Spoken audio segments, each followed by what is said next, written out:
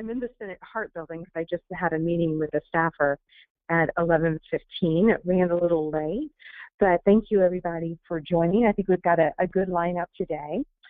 So I guess the big news would be that the Secular Policy Institute, we have ready our 2015 World Future Guide that has been written by 10 of our fellows. So what we're doing is that we have a call to the fellows to write a short 3 to 5 page article on a contemporary topic of their choice that they're an expert on. And basically, it's giving advice to decision makers in the House and the Senate in the U.S. and also UN and members of Parliament around the world. And we have a distribution plan. So we've got a near final draft copy, and Madeline has seen it, and a number of other people have seen it. It's out for our advisory board to comment on it. But the topics are very diverse.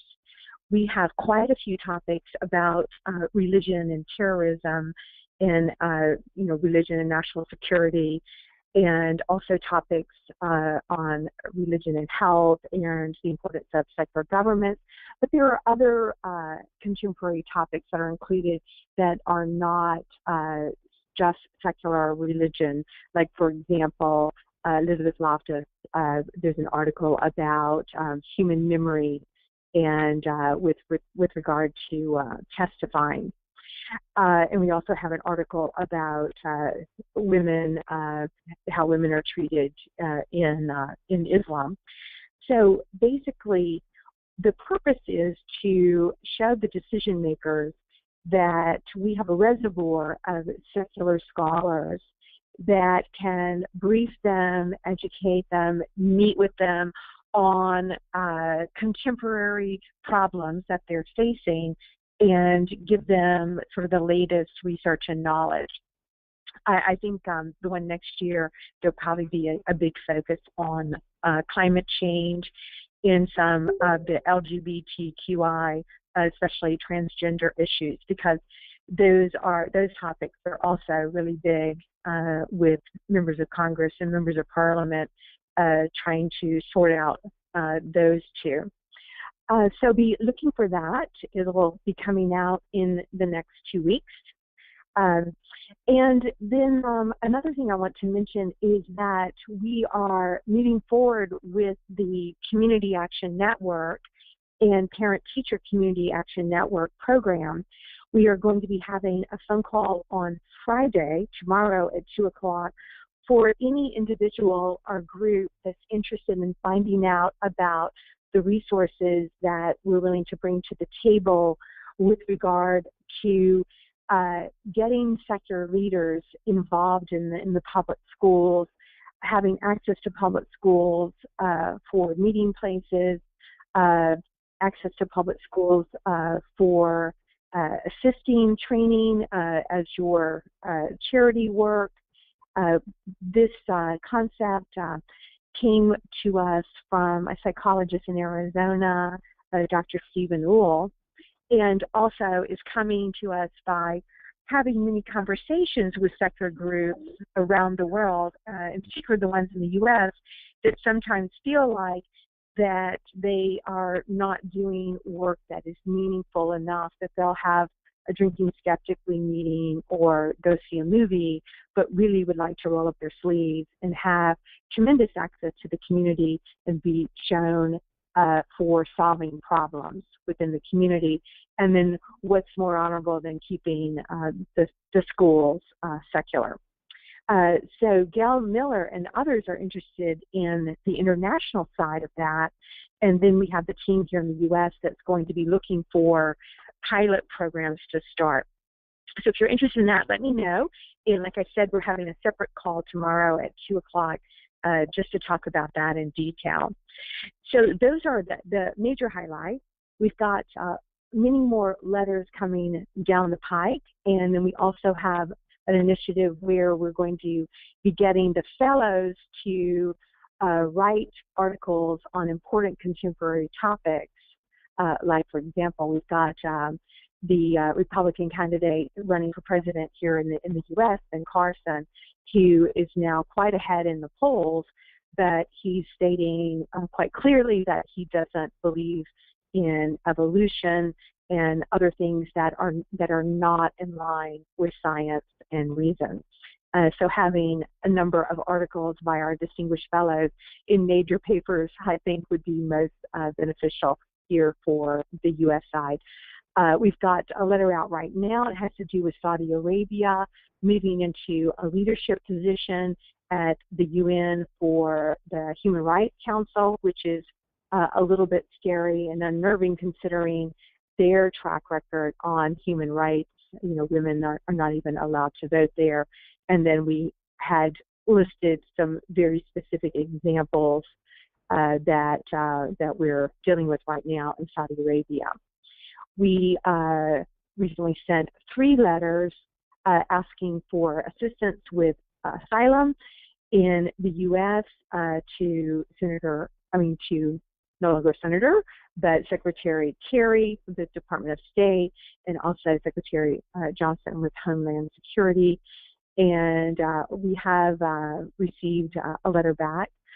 Most governments and entities, you know, have a policy, and they have letter writers, and you do eventually get responses back, which is helpful. That's one reason why we're doing it. Also in October, we filed comments with that are regulatory comments with 9 different federal agencies here in the U.S. about proposed regs about the faith-based programs where federal tax dollars go into government agencies and then they're distributed to religious charities and also secular charities. And the problem has been that the religious charities do tend to discriminate in a number of different ways. So we filed comments on that. We have another comment letter that we'll be filing on Monday with Health and Human Services with regard to access to contraception through Obamacare and for women in the U.S. So, Madeline, I think that is a pretty quick overview update of the major initiatives that we worked on during the month of October. And then I do want to mention that we're not going to have our December call because it's really hard to get people the first week in December when it gets close to the holidays. August is the same problem also. But we'll be back in early January with our calls for next year, and we already have those dates laid out in the agenda. Right, so Madeline, back to you. Thank you so much, Edwina. Yes, and just for anyone who is with us on the web, I've opened up our advocacy campaigns tab since Edwina just went into detail on all these different letters that we've been sending out. So you can see a whole blog roll of all the different letters. Whenever we get signatures on them, more group names joining, we update that letter with all the group names that have supported the initiative as well. So you can check those out on our website, and I've shared that in the chat window also. So I will move on. We skipped ahead in the agenda just to show you and highlight all those letters. But I just want to give you some highlights from the Fellows Corner. We are constantly having new luminaries join our team, and new and old luminaries are highlighted from month to month. Some of their biggest activities we like to share with you. So I am not going to read through all of this. If you received our agenda, you will read it yourself. You can see it now online. But I will tell you who we've highlighted this month, and that is Dr. Christopher DiCarlo, and he's our newest fellow.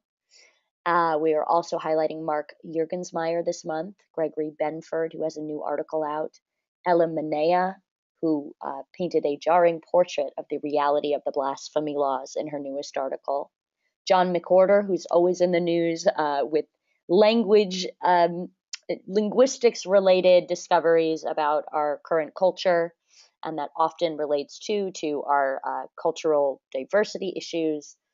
Teslima Nasreen, of course, is always in the news. She is under threat where her home is, and she's internationally renowned for her blogs. So she's someone we keep very close tabs on. As well, David Sloan Wilson, is doing a lot of close work with SPI now, and he has a great reply in the New York Times at the moment. So you can read all about that online or in your emails with the agenda. I won't bore you by reading it. And I'd like to move on to give the microphone to Johnny Montserrat, who might have highlights for us on the coalitions. Hey, everyone. Well, we have a couple new coalition members, which you'll see coming in the newsletter, but I wanted to talk really about this month's big focus, which is, of course, the World Future Guide. In addition to what Edwina talked about, let me tease some things that will be in your hands shortly. One of our fellows talks about what to do in Syria and the role of ISIS. And then that is extended by a separate article comparing the Iraqi dictatorship, Saddam Hussein was secular, versus the current leaning theocracy of a lot of the battles in the Middle East. Which one is better? What are the facets? We're also going to hear about defense technology. Sometimes too much is too much. Security technology in terms of the Atlantic Alliance. How Islamic law can be overly incorporated into the West, or how that can come into conflict, such as the banning of shawls and headscarves in France. We'll look at memory and the law. There's some new findings from neuroimaging that can actually help us to distinguish whether someone is telling the truth or not. And there's a big difference between a false memory and a real memory, but they feel the same to people. We'll also talk about education. What is the best kind of educational system? Keeping in mind our goals to not just teach facts, but to teach critical thinking. We'll discuss psychology. We'll talk about how democracy itself is sort of changed and adapted by the concept of secularism. There's really going to be a lot there. And I hope that you'll see that really this World Future Guide is an outgrowth. It's really a polished improvement upon what we try to do every week in the newsletter. I don't know if you have taken the opportunity, but you'll notice that every newsletter comes with at least 2 original articles, often more. And we put a lot of ourselves into doing the research behind the numbers column, or into figuring out kind of the insider scoop. So I hope that you'll join us, if you haven't already, for the newsletter and on social media. And that is the scoop from my part of the Secular Policy Institute. Thanks for the scoop, Johnny. I have shown everyone who is with us online the sign-up page for your newsletter, spearheaded by Johnny. It's the weekly SPI newsletter. You'll see at the bottom of this subscribe now page, there is a select button for the weekly SPI newsletter, original articles, news editorials, and updates on the strategy of the secular And while you're movement. there, check out the daily update as well, of course, which Thank gives you you. kind of cutting edge stuff. If you just can't wait for a Thursday or Friday to come around, get the daily update or go to social media. Yes, you'll notice there are 2 select boxes. So the weekly letter, you can sign up for that. You can also, you don't have to pick and choose, you can choose both. You can also subscribe to the SPI Secular Daily Digest, as Johnny mentioned. And that's not original articles, it's just articles relevant to our movement sourced from around the web. And then you can get them both, or one at a time, whatever you feel like. So back to the agenda. I would love your feedback.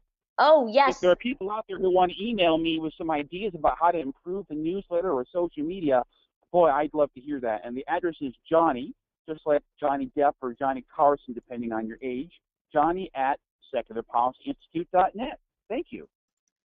Thank you, Johnny. And I just added that also to the chat window where you can reach Johnny. And I love that Johnny's open to feedback.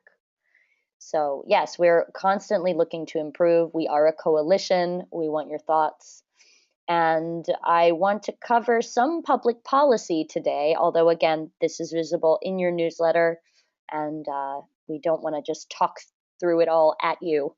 So if Hugo is here, Hugo, are you here? Are you joining us today? If you are, press *6 on your phone, or join us in the chat window, or click your microphone button.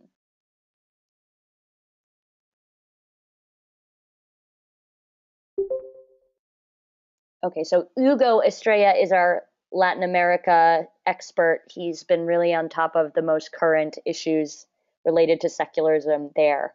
And there is stuff going on. Edwina, do you want to tell us a little bit about that? Remember to press *6. Yes, can you hear me? Yes, we can now. Yeah. Okay. Yes. So I know Hugo normally joins us, and I did send him a reminder, but I didn't hear back from him, which leads me to believe that he's traveling and out of pocket.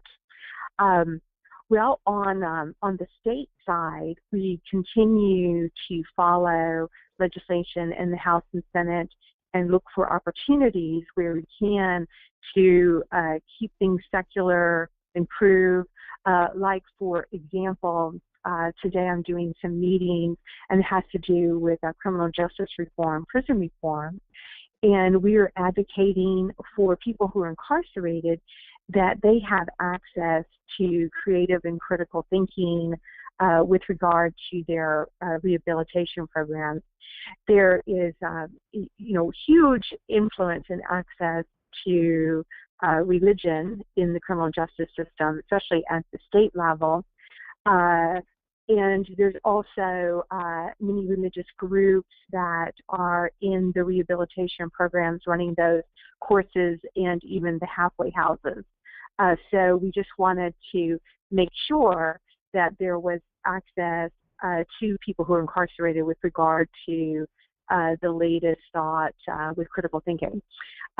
So, we have seen the research that shows if someone is well skilled in the critical thinking technique, then they won't end up in situations like as minor as road rage or something that is much more egregious or severe.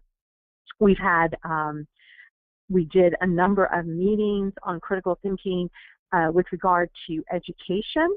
That's for grade school through university. Training up the teachers. We did about 21 meetings on that in just a couple of days back in June. So we're continuing to brief members and their staff where possible on the importance of critical thinking in the society. Right now, the Senate is working on the appropriations bill for the Department of Defense, and so, the Department of Defense, gets the issues there are to try to eliminate discrimination with regard to people who serve in the military who are transgender or LGBTQ, and the President Obama has even announced an executive order requesting that the transgender people in the military not be discriminated against. Have a White House meeting next Friday about humanists in the military. We're asking for 4 things. We're asking for a designation for humanists. There's one for the Army, but not for the other branches. We're also asking for the Humanist Association to be recognized as a group that can certify humanist chaplains, and we're asking that chaplains of other faiths be cross-trained in humanism and free thought. And then we're also asking for the military to allow humanist chaplains. And the reason that this is an issue is that if you look at all the minority religions in the U.S.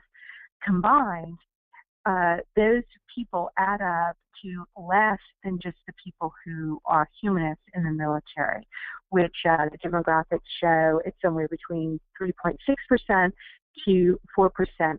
So if you think about Jewish faith or Buddhist or Muslim or Wiccan, they're all less than 3% if you add them all up, and they all have representatives and chaplains in the military. So that's something that Jason Heap with the United Corps and I are working on together. And like I said, we're looking very forward to that important meeting in with the White House, because if we could get an executive order out of the White House, then that would pretty much take care of the situation. So that's a quick update on some of the policy issues that we're working on day to day here in Washington, so people can get a feel for the variety. Yes. I'd like to mention, while we're on that topic about military humanists, I am hosting a Yes, There Are Atheists in Foxholes event on Veterans Day, and I'm hosting both Jason Torpy and Jason Heat, as speakers on the 10th at the Free Library in Philadelphia, and then on the 11th we're having an open to the public, open air, Yes, There Are Atheists in Foxholes. And we'll have a Ask an Atheist booth and lots of literature and speakers and food. And so if you could help us spread the word about that, it's going to be in Westchester, Pennsylvania. Sure. No, we would love to put information about that in the newsletter, and that'll be very helpful. We can talk about that. Our meeting with the White House is the 12th. It was supposed to have been the 4th this week, but they needed to reschedule, which was perfectly fine with us, because Jason, Heath, and I are working on a memo outlining the request. And of course, there is the litigation, but if we could get President Obama to just take care of this, then that would go a long way. I did have one meeting with the Domestic Policy Council, and the gentleman that I met with there, he said he had a humanist wedding. So I think we have a very sympathetic White House on this issue, so we need to take advantage of it. But thank you, Margaret, for telling us about that. Thank you. Thank you. Yeah, and if you share any of that information with us, I don't know if you're online or are you on the phone, Margaret? I don't know. I will do that. Yeah, I think Margaret's driving. Okay. but if you email us the brochure or the flyer about the event, we'd certainly love to blast it out. Okay, I'll do that. Thank you. Thank you. Thank you. Good. So I want to see, I do believe we have Bob Churchill here from IHEU. And Bob, I see you've unmuted yourself, so please take the floor and tell us about what you're up to. Great. Hi, everyone. I'm Director of Communications at the International Humanist and Ethical Union, IHEU, or IHU.org. I can probably put that in the chat there. I'm joining this conversation online. The IHEU has been around since 1952, for those of you who haven't sort of heard of us.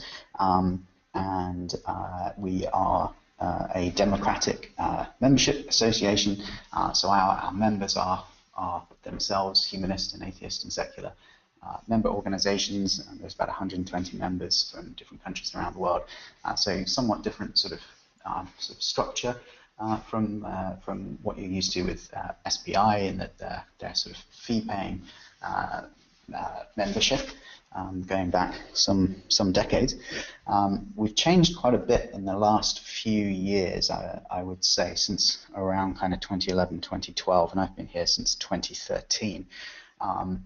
But the main kind of work that IHEU has been doing is sort of evolving, but has sort of remained the same for some time, and it falls into a few key areas. One is that we are working on the sort of growth and development of specifically the sort of humanist and other organizations, our member organizations around the world. Obviously, we do that in various ways, but maybe something important to mention is the IHU-HEVOS Humanist Development Fund, which is an annual kind of funding program that we run to support the humanist projects of our member organizations, primarily in the developing world. Obviously, we're trying to, as SPI, is kind of network and coordinate between our members and build up the movement as well. And again, that's done in various ways, but I think an important part of that is that we move around the world each year with our General Assembly, so the sort of democratic governing body of the IHEU will move around each year and take place in a different country, usually alongside the conference, the sort of annual conference or a special conference of a member organization. And every 3 years, that's a World Humanist Congress. So that's a larger event where we have, a larger number of people. The last one was last year, where we had 1,000 humanists from 60-something different countries all coming to Oxford in the UK, as it happens. Next World Congress in 2017 is in Sao Paulo in Brazil, and they do move around to try and make sure they're in different places and different continents. Just maybe a few other kind of mentions of sort of areas of work that IHU is working on that people might be interested in and can help out with and join with. One is that we're also at the United Nations, and we're represented in a few different places, one of which is the Human Rights Council meeting in Geneva, which very often is kind of at the center, that really speaks to the sort of core of our policy agenda on a lot of issues, because it's where human rights are discussed, but in particular it's where freedom of expression and freedom of thought and belief in March, it tends to be on the agenda of the Human Rights Council. So that's a significant kind of place for our work. I've just put a link there to the Geneva page for people that are online, so you can see that we're there 3 times a year pushing the humanist agenda at the Human Rights Council, and that's kind of recently changed as well. We've sort of professionalized the way that that's operating. We have a staff post, head of delegation at Geneva, that's Elizabeth O'Casey. And just maybe 2 other areas of work to mention, because they've grown up in the last few years, and they're things that I would invite anyone to kind of contact us and help us with. One is the Freedom of Thought report, which is a report that we've been putting out annually since 2012. This is a report on discrimination and persecution around the world against atheists, humanists, and the non-religious, as it says on the thing. I've just put that. I can see that online is being shared, the Freedom of Thought report page. There's also a dedicated website, which I've just put in the chat there, freethoughreport.com, and that goes out in December on Human Rights Day, on the 10th of December each year. So we're currently working with a number of volunteers. There's about 20 volunteers from around the world doing research on that, but also our member organizations and other organizations from different countries that obviously have expertise on the ground. In some cases they're already campaigning on these issues. In some cases it's an opportunity for them to do the research and kind of work out if they haven't really been doing public affairs work before in a given country, that they can work out what their agenda should be and what the areas of discrimination against the non-religious might be in their country, and work with us on creating a report entry for that Freedom of Thought report. And finally, we this year launched something called the End Blasphemy Laws campaign. So this was a kind of joint project with a number of organizations, again, inside and outside of our formal membership.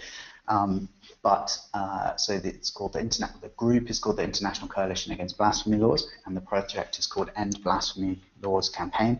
I can put a link to that as well in the window there. That's end-blasphemy-laws.org, and that is essentially using a subset of the Freedom of Thought report data, but expanding it to cover blasphemy laws and other related laws against insult to religious sentiments, or even in some cases kind of anti-hate speech laws that can be used as blasphemy laws if they're poorly worded enough.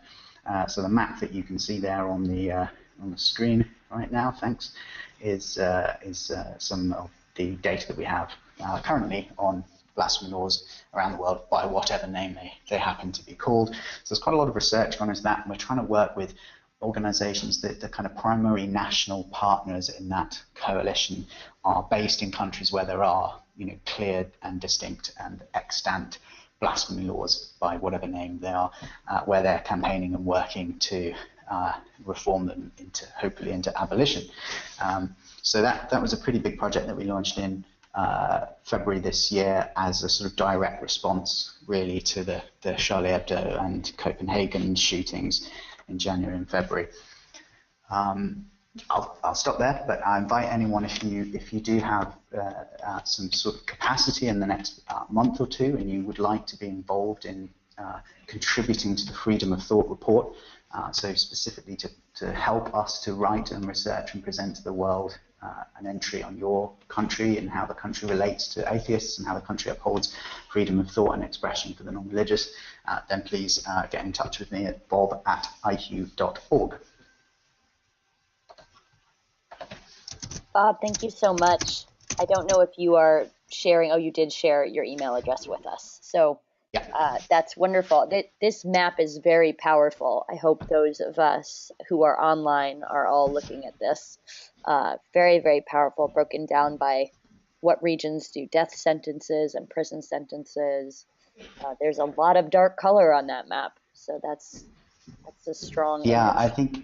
I think it's one of the few places where we really, I mean, there have, other places and other groups. I'm trying to think. There's a sort of academic body that's trying to look at kind of laws on blasphemy and apostasy before, but very often people fail to kind of dig deep enough. So they only find the laws that specifically mention blasphemy or blasphemous libel, for example, or they refuse to consider that certain laws that are named differently can in fact be used in this way, or demonstrably are used in that way. So we've really tried to kind of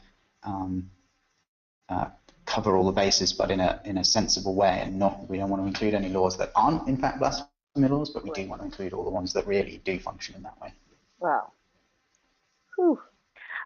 So Bob, hi, it's Edwina Rogers. Can you hear me? Yes. Edwina, yeah. Okay.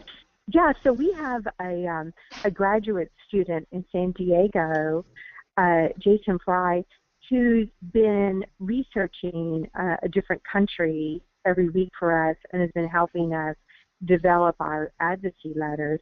And he's created quite the database of sort of egregious harms that have happened, and he actually researches the law. And I don't know if you've had a chance to look at any of our letters, but I mean, he puts in probably 10 to 20 hours of research before we produce one letter. So Okay, great.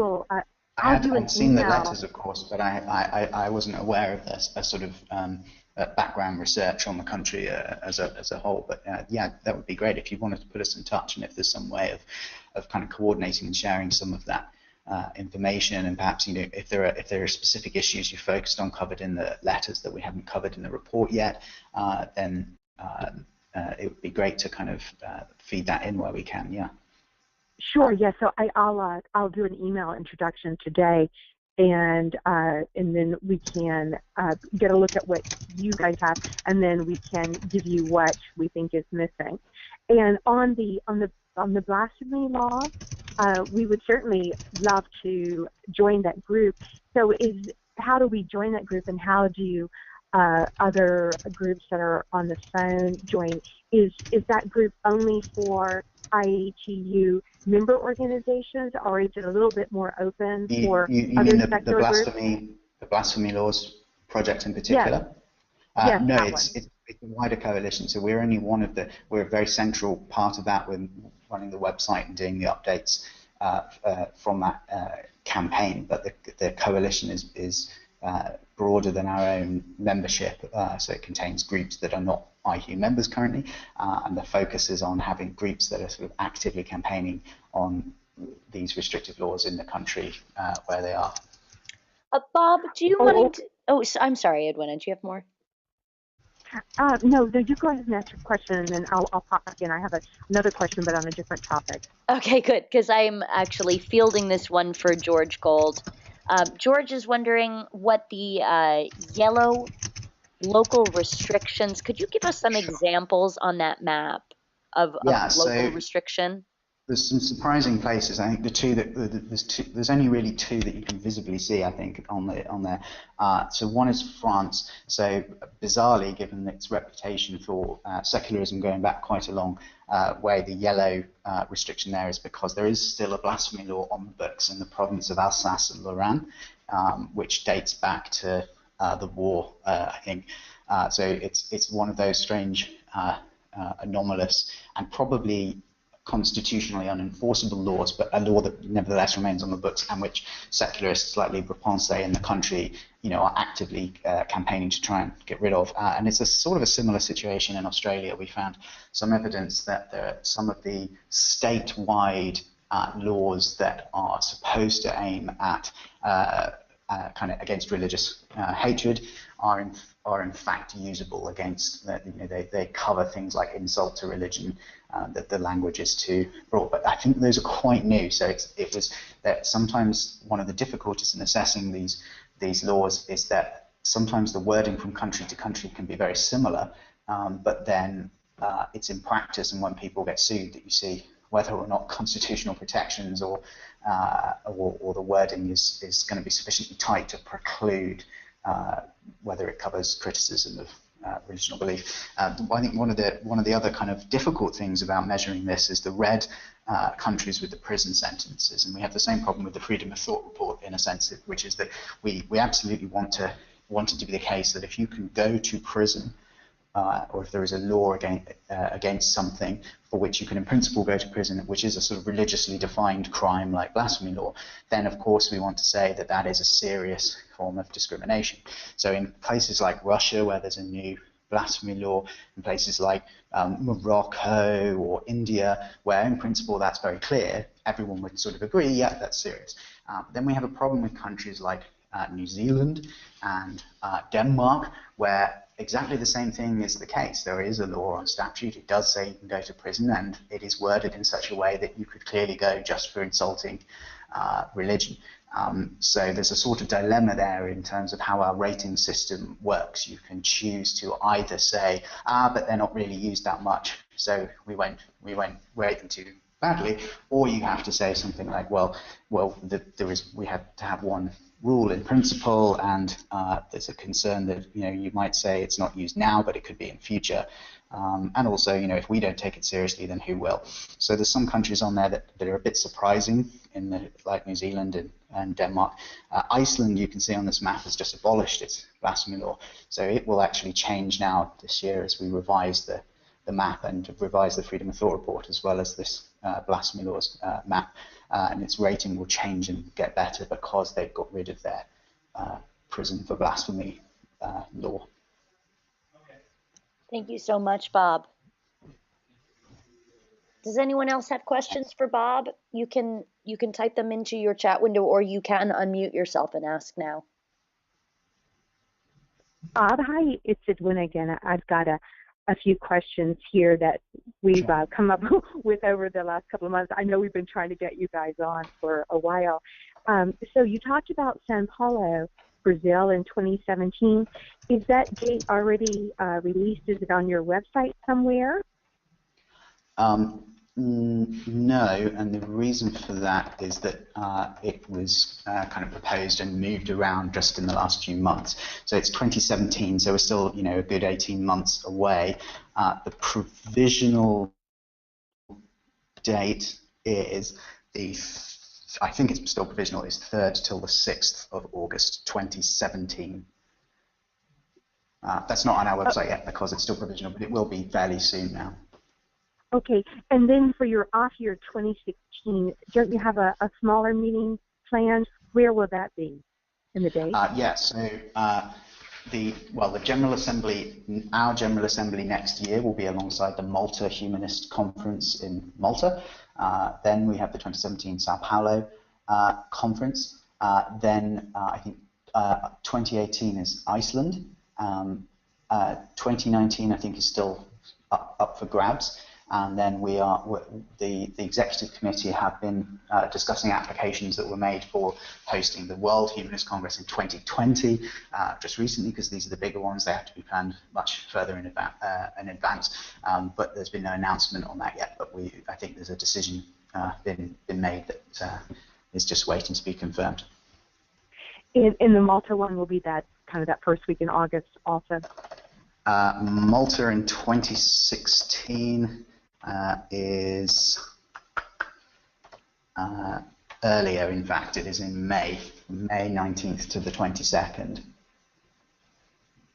Okay, good. Because we try to keep the World Secular calendar and we'll get these dates on there so that everybody can have access to that and see when they are. Thank you about that. And I'll try and I'll get you added into our email list so that when events are announced, you see the dates and you can put them on your calendar. Okay.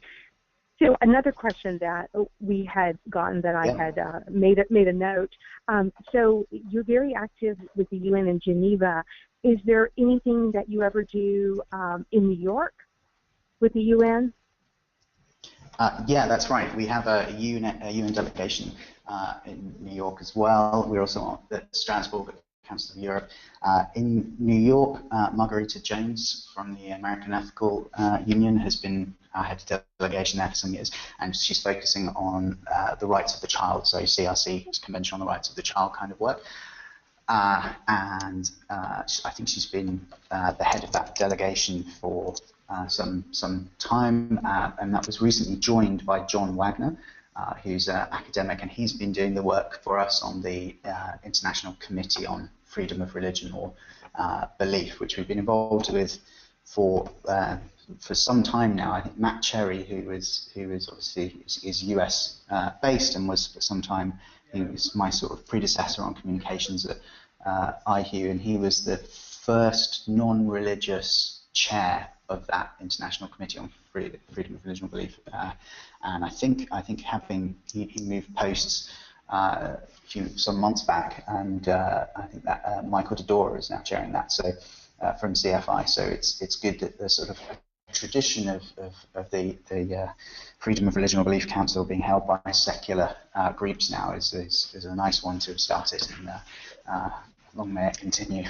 I think it's often the case, I've seen it happen many times, that when you have sort of interfaith and sort of stuff that talks about religion or belief, and including secular belief in general, it's very often the case that if everyone sits around and decides who should chair it, it's either the non-religious person or the Baha'i, the people that kind of believe in all the religions or none of them, and it seems to be the sort of most the least biased way of chairing them. Yes, that's a really good idea, because they'll be most neutral. So the last little bunch of questions here, the last little three, I'll combine them. Do you guys have a newsletter that people can sign up for? And do you do press releases that groups can receive so they can put your news in their newsletters around the world? And do you ever do sign-on letters that other groups can sign on to your letters? Sure.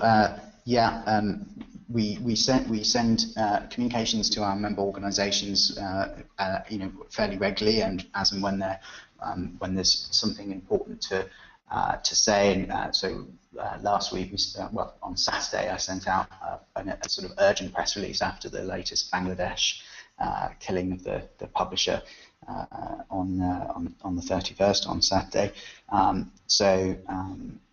We try and provide those resources where we can. So things like for the Freedom of Thought report as well, like we provide a resource pack for member organisations so that they can kind of take the report and use it in their own country, kind of reinvest that work back in lobbying their own national government and writing to press and so on.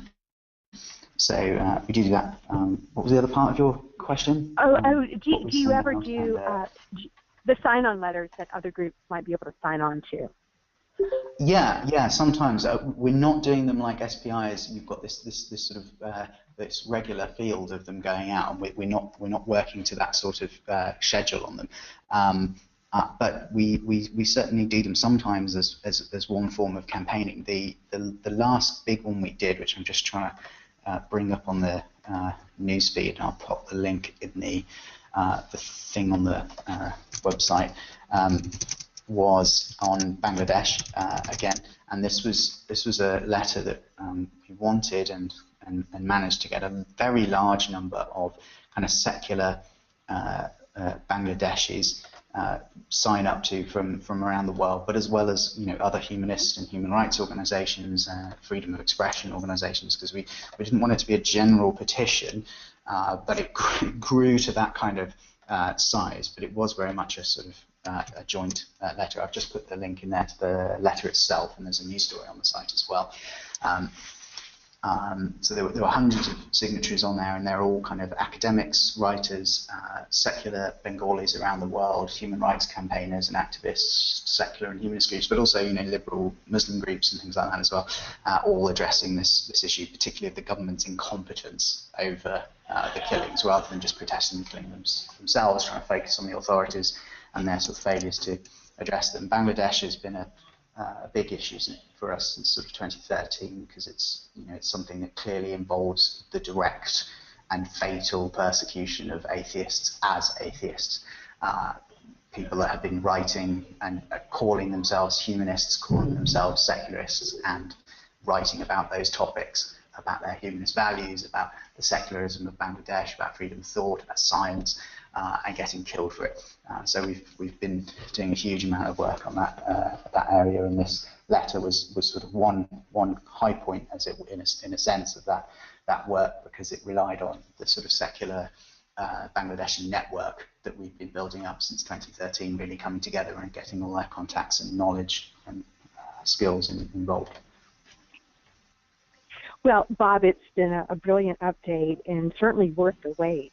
I really, really appreciate you coming in and sharing everything that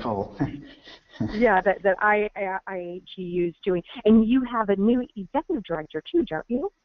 That's right. He said to say hello, by the way. It's obviously it's much later here in the UK. I mean, it's not that late, but he said to go for family commitments, and I have to leave now as well for my evening appointments, because it's getting closer to 6 o'clock here. But he says hello, and his name's Carl Blackburn. So if anyone has any questions about the campaign's work that I've talked about, Freedom of Thought Report and so on, then by all means send them to me at that email address that we gave before, and I'll just put Carl's personal email in the thing there as well. .org, not .org, I've just written. That's Carl Blackburn, and he's our new chief executive. And if you had broader questions about the organisation, about membership, for example, then you could write to him. Thank you so much, Bob. Thank you, Edwina, for those additional questions. And I do want to give the floor to John Curbo for about 5 minutes of a presentation, so that we still have time to discuss his work also. John, are you available? John, are you there? You can press *6 to unmute yourself, or press the microphone button. I know that you had some stuff to share with us. There you are. Hi. Everybody hear me okay? Yes. Hi, John. And can you help me? Hi. Is your last name pronounced Curbo or Curbow? Oh, Curbo. Curbo's fine. Curbo. Okay. Thank you. All right. Take the floor, John. Tell us a little bit about what you guys are up to. Yeah, sure. It's 3 different projects. I'm going to make them very brief and try to follow up individually with people. One of them is just rehash what I talked about last time. I'm working to bring together a bunch of different areas of expertise, chiefly that of social science, applied science, veterans from Iraq and Afghanistan, cyber information, etc., and especially the tools of things like ethnography and anthropology. And the idea is to try to, so I'm based out of New York City, and there's a lot of organizations here, both academic as well as political and non-governmental. From obviously there's the United Nations, but there's a whole variety and a spectrum of different groups here. So I've been doing this, being in conversation with these groups and trying to mobilize different skill sets and types of expertise into a conversation about converging on areas of human flourishing, human well-being, stuff that overlaps with the focus that we have here. So, for example, women's rights in a overseas country, it's often very difficult to pinpoint how to practically turn that into action without a robust understanding of the culture and drawing on different skills from information technology to anthropology, et cetera. So the idea is to get a conversation going, which is already going to some degree, and bring in more specific skill sets to translate into action. And that's just kind of an ongoing thing. The other thing would be diplomacy and advocacy. Obviously, there's a lot of that going on already for you guys. There's a lot of assets here in New York, so I'm trying to help, even in a small way, kind of be a bridge to that. The updates for that, I want to speak to those as a follow-up to go into detail, and I don't want to really go too much into that here, but I will follow up on the specific actionable updates there. So the second thing I want to talk about is, and I'll try to keep this to about 3 minutes here, is, I think, profoundly significant. It specifically focuses on the United States. It is the convergence or the building a bridge between science and rational thinking and a subculture of science, and the issue of justice and justice reform in America and politics in general. And I talked about this last time. I've sent out a paper to a bunch of people, including various people in the thought community, called Science and Justice Reform. So specifically, the updates are pretty exciting. There was a recent event, I believe it was 1 or 2 weeks ago. It says Quentin Tarantino's been all over the news. I actually briefly mentioned the science thing to him in person, and he was like, "Hey, cool, it sounds good." You know, very briefly, of course. So there's thousands of people busing from across the United States to march and protest and demonstrate, mostly peacefully, in New York City on the issue of justice reform and police-community relations, mass incarceration, stuff like that. And this is sort of reaching a critical mass and a tipping point. So we are going to likely see justice reform. What I've been working to do is I've been talking to the organizers and leaders within these activist movements that tend to be more left-leaning and tend to be, you know, more of the far left, but the issue itself, I think, is nonpartisan. It's a cause all Americans can support. So I've been talking to them and also building a bridge between these people and people in science, skepticism, and people in the reason thought community, and trying to build a bridge of rational discourse so that this can become a science issue and it can have a very public face. And so what I'm going to do here as a follow-up is I'm pulling together some conversations, small conversations, a few, you know, people from each group. For example, people from a poor community in Brooklyn or New York, and then people whose families have been victims of mass incarceration, and then some people from the activist community, and then have them sit down on, you know, publicly on camera and have a conversation with a few people from the science world, from, you know, maybe the New York skeptics or from academia. And there's some really solid people there that, for example, I introduced one of them to Cornell West, who's extremely, you know, he's on Bill Maher, he's a very famous activist for justice. So the idea, and everyone's been pretty receptive to this. So the idea is get these conversations going, make it public, be circulating a proposal across the different communities, the science community and the justice community, and alongside communities here in New York. And then eventually get the attention of thought leaders, very, you know, people that are very high profile, and then if they, you know, try to make this a public scientific issue and bring a science discussion. And just to close out here on this, the second point, people in a lot of these poor and marginalized communities really need a voice, and I think science can be the sort of the language of bridging the gap. And these people are really hungry for learning about skepticism, critical thinking, rationality, and these can be grassroots sort of community-driven efforts. And I have the tools to do that from my background doing applied science and military special operations, where you can work with a local area and mobilize people from the ground up. So that said, this can be a profound tool for marginalized communities and connecting them with policymakers demanding rational answers. So I know that's a lot, but basically this is converging here in New York City. I've spoken with people about this in person. They're very interested.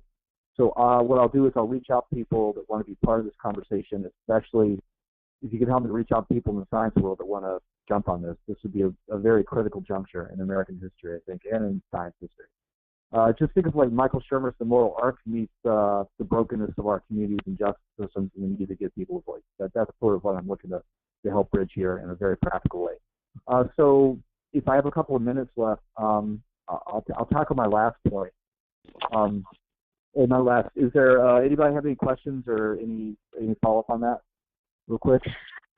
Hi, it's Elena. So why don't you call me, because there is a task force in the House, in the U.S. House, on police in the community. And okay. I know the staff people, I've met with the staff people who are running it, and they're, you know, kind of gathering information, and they're certainly looking at the science. So I could introduce you to them, and you could certainly get some input there into the decision makers. That'd be excellent. And also there's people that are, especially military veterans, can be very good at fostering civil conversation between police and retired police as well, that can speak more freely, and people in communities. And this is very doable. And there's a lot of people in the activist movement that have this idea, this pseudo-scientific idea that all cops are authoritarian, bad people. It's just utter nonsense. It's not true. And the cops, the police unions are really they're going after Quentin Tarantino, who's taken out of context. I mean, it's not a good bridge of communication. I think we can do better, but it sounds like there is some good work going on, like you said, and most cops are, I'm sure, be open to this. I'd love to reach out to you. I'm sorry, you said this was, who is this again? Oh, it's Edwina. Edwina with the Edwina, okay, hi, Edwina. Okay, yeah, okay, cool. it's Edwina, yeah. And the meeting I just had in the Senate, they're working on a mental health bill to get money to the state and money to police officers to train them so that they know how to deal with people with autism or different mental health issues, and also to pay for programs to train people who are incarcerated on how to approach a police officer or someone who is in authority. So that was something that we were just talking about. So yeah, give me a ring back on my cell phone. And absolutely. I know. Absolutely. And I to groups that are working on this. No, that's definitely great. And I was going to say the last thing, and just a closing thought on that, is we could bridge, U.S. troops to talking to Taliban warlords and actually getting productive things accomplished in the foothills of Afghanistan. I'm sure we can do it in this country. I mean, I think this can. If I have like 1 or 2 minutes left, if that's okay, my last project, which I'll follow up with separately, is, let me pull up here real quick. It's basically, the idea is, hang on 1 second. Yeah, so it's a proposal for a renewal of free speech, critical thinking, and respect for the oppressed. It's the title. It's a circulated about 10-page letter. But it basically is about free speech on campus and the openness to new ideas. And many people, I've talked to Jonathan Haidt a few days ago at NYU, and other very familiar with the data on this. There's a speech by Professor Peter Boghossian, who's out of Portland, on this issue and how bad it is and how it keeps ideas from being scrutinized and keeps people in their own little tribal moral communities in ways that people are afraid to ask questions, and it's a terrible environment in which to grow any kind of leadership. Yeah, so there's a huge need to fight back, and so what I'm going to circulate here is a letter proposing that we bring different groups together, mainly veterans, Muslim reformers, or Muslim, moderates, ex-Muslims. I know, some of those, some of the people that are very public about that. People in the science, skeptical, secular world. Just bring these people together in a conversation and connect it with campuses across America. So I outline this in detail in the letter, and just some of the quick points I'll close out on this. So there's a big thing about the people fighting for the soul of what it means to be a liberal, and this idea of regressive liberalism, a term coined by Madeline. So there's progressive and regressive liberals in general. The idea is that if you're a regressive liberal, you're anti-free speech, you're not about diversity of thought. And most liberals are actually not this way, and yet people don't see this, and this hurts the cause of being a liberal. I mean, the word's an ugly word right now in the American discourse. So the idea is to drive a wedge and try to unite the voice of true liberals with distance from the Islamic world in a kind of solidarity. I mean, the most public example is Sam Harrison mentioned was this would be scaling this across, our campus. Another would be to encourage and empower true liberals to speak out against regressive leftism and reclaim the heart and soul of what it means to be a liberal, and then to promote, science and skepticism as a way of thinking. Also to combat bigotry against Muslims and stand up for Muslims while disentangling the criticism of ideas from a hatred of people. So to show that you can criticize Islam and still defend Muslims. So that is absolutely critical. And the last thing is connecting veterans. The veterans stand in solidarity with dissidents from the Islamic world and other parts of the world, and in solidarity with the rights of their voices to be heard. And these people that come from very oppressive cultures that need to have a voice and speak out. And there's veterans that fought for the right to do that, and these college students, this younger generation is shutting down speech. And I think we can bring people together. And there's kind of a hall of recursive mirrors where more and more college students see how bad this environment is. Privately, they don't really like it. Pluralistic ignorance. I think we can really do a lot to unravel that. So anyway, I don't want to go over time, so that's, if anyone has any thoughts on that, I'll circulate that letter and get a people's input. Yes, John, please Hello, circulate. Yes, go ahead. This is Margaret. I'm concerned about the police that are now putting signs on their patrol cars, "In God We Trust," and particularly Texas, but the initiative has grown. And to me, that's advocating discrimination against anyone who would, say, have a bumper sticker of a Darwin fish or, separation of Right. church and state. So I'm concerned, are we doing anything about that? I'm not sure. I'm the one to ask about that, but I'm sure that's definitely an issue. I mean, most people can't afford parking, tickets these days anyway because of the economy. So it's an issue pretty much on all fronts. Margaret, hi, it's Edwina. Can you hear me? Yes. Okay, so we're not doing anything, but now that you mention it, I have been reading about it in the press. But we could certainly, what I'm thinking that we could do would be to draft a letter to the National Police Association and point out to them the harms of this. There is a national group in Washington where maybe they could just put out a policy directive and remind police officers that they're supposed to be neutral and that police cars are owned by the government. Unless you could think of a better idea, that's what I just thought of just quickly once I realized we haven't done anything since you brought it up. Okay, I would very much like that, Edwina. I think that's a wonderful start. And if you need my help in drafting such a thing, let me know. Okay, great. All right, we will put that in the hopper, and we can make that our letter for next week. Okay, thank you. Okay, thank you. Any other questions? Margaret, that's such a great one. And it's been on my mind also, but hasn't created an action plan. So thanks, Edwina, for throwing together an action plan. It's a very important issue. Anyone else?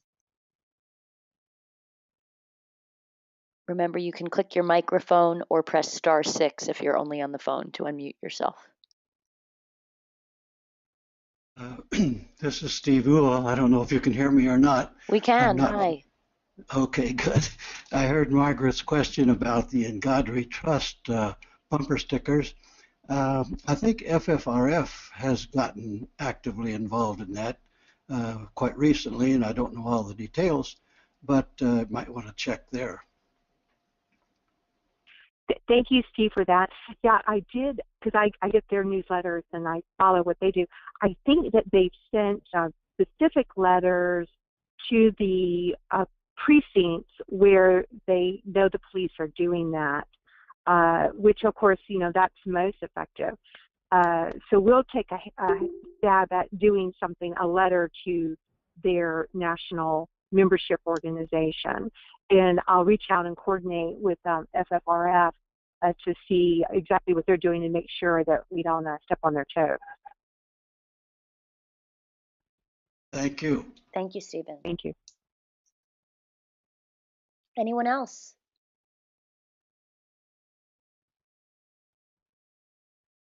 All right, well, you can always email any one of us. Our guest speakers have shared their contact information with you online. Actually, John, if you haven't yet and you want to put your email address in the chat window, I know you've just sent a thank you to everyone. Why don't you just put your email address there so that anyone who has joined us online today that wants to follow up with you has a very easy access point. And we'll, of course... Is it okay if I just put my signature block, which has email and references? Sure, absolutely. Just place it there in the chat window for everyone. And okay, roger that. Of course, they can also reach Edwina or myself or Johnny through the means that you have for us. They're listed on the agenda at the bottom. And as Edwina mentioned, we're not meeting next month, but you will receive a reminder that we'll be meeting again in January.